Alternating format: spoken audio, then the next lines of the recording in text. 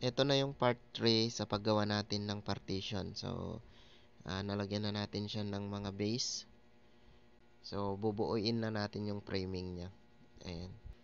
Bale, solo plate lang po tayo dito, no? Ayan, so kada sukat natin ikakabit. So, hindi naman mahirap kasi nga may mga gamit naman tayo. So, sa pagpapako lang tayo, nahihirapan. Pero sa pagputol, matik naman yung ating mga tools. Ayan.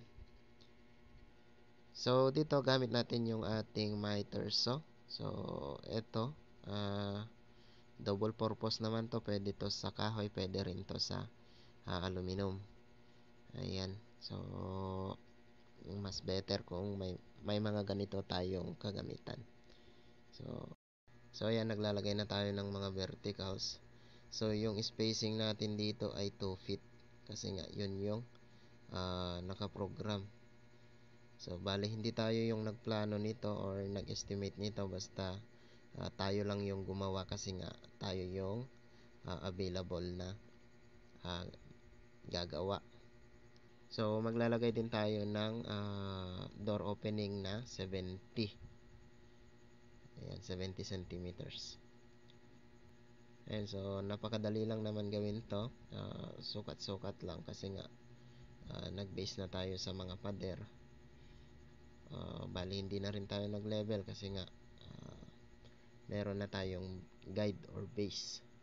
So, ang ginagawa natin dito ay puro sukat-sukat na lang. So, ayan. So, pahirapan lang tayo dito sa pagpako kasi nga yung mga iba nating kagamitan katulad ng screw,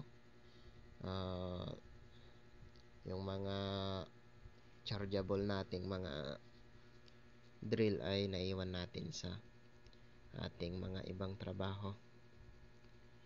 So, ayan, bali dalawa na lang yung ilalagay nating vertical.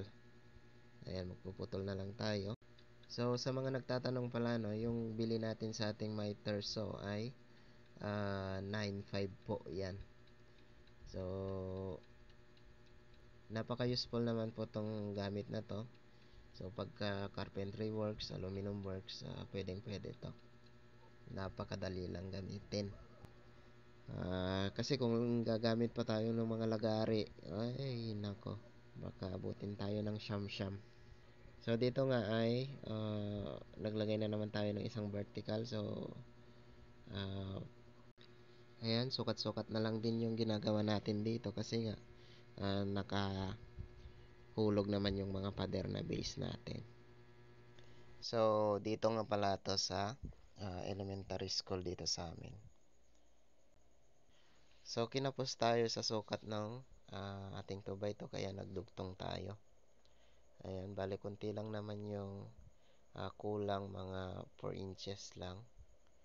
So, dudugtungan na lang natin. Maglalagay tayo ng block. Saka natin puputulin sa size niya.